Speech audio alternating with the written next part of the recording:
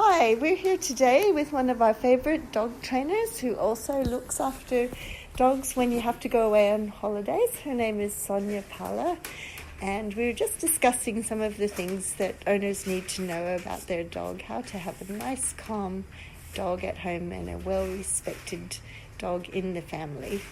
Sonia, what are some of the things that you've noticed that you've seen over the years? So one of the things that I notice a lot is that people actually overexcite their dogs, and they're not aware of it. They're not doing it intentionally. But when you're using a high-pitched voice, like "good boy," that's really arousing to the dog, which makes them more excited. Mm-hmm. And a classic example is when they go to the vet and the dog is sick.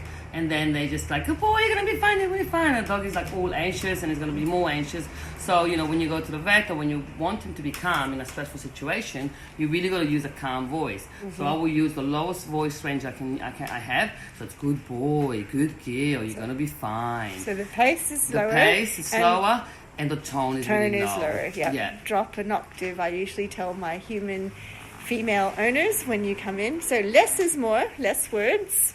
And calm and slow. Yes, absolutely. Deep, sexy voice. Exactly. Yeah, that's what I always say to my female clients as well, because they find it. Females tend to find it a bit harder to have the lower voice. Yeah, but you can, because they get worried and they want to go. It's okay. That's right, exactly. But you can practice and really go down. Yeah. And also just bite your tongue. Less words. Exactly. Just put a hand in a calm way, and energetically you can transform so much energy to them rather than just. Your shoulders, take 3 deep breaths, calm yourself first. Exactly, because your energy is also really important. So the more stressed you are, the more. I also find that anxious owners have anxious dogs. Mm-hmm.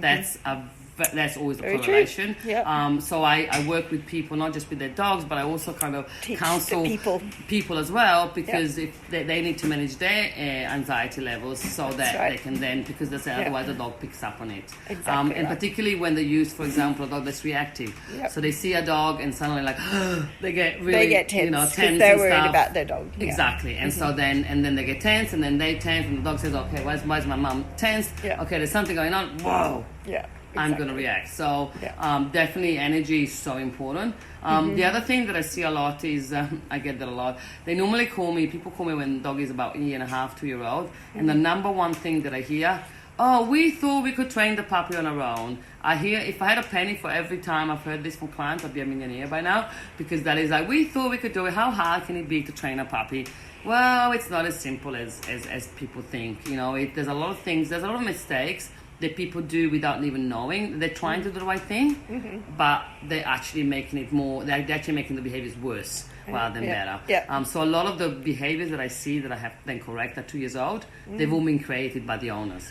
And, I'm pretty honest with the owner. They say, "Is this my fault?" And I'm like, yes, it is. I am the honest trainer, but there's no point in telling, I don't, if you really want to get results, you got to be honest. And that's my policy. Yeah. I will be honest. I said, yes, it is your fault, but we can work on it. We can work on it, and even at 2 years old, that's fine. I've transformed dogs completely, absolutely. Yeah.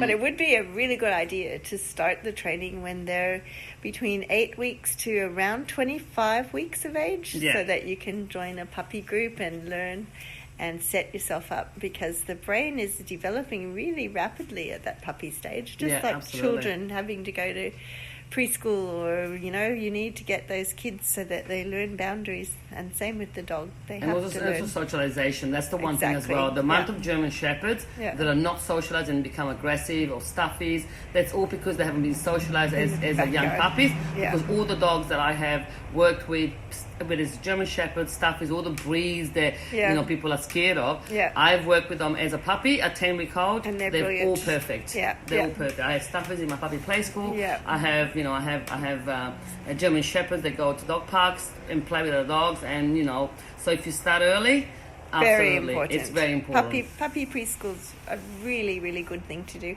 And Sonia takes them out, so they get to run around and do things out in the bush areas and learn their recall, which is really helpful, I think. Yeah, and also being around and learning dogs' boundaries, because so many puppies just don't have any boundaries when it comes to dogs. Yeah. And they're just like face, and I'm like, they're going to get bitten. Exactly, and they do, and none of them get bitten in dog parks because the older dogs really don't like that. Yeah. It's a really, and if they start early, then It's training. It's worth it.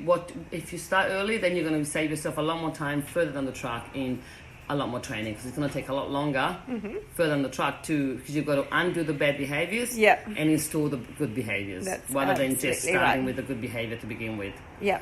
So the take-home points are: start early, from around 8 weeks, join one of the puppy groups, and the other thing is make sure you're not reinforcing bad behavior, okay? And use your calm attitude and your low voice when you're training. Not too many words. Anything else? Yeah, that's it. That's excellent. Thanks for the chat. Thank you.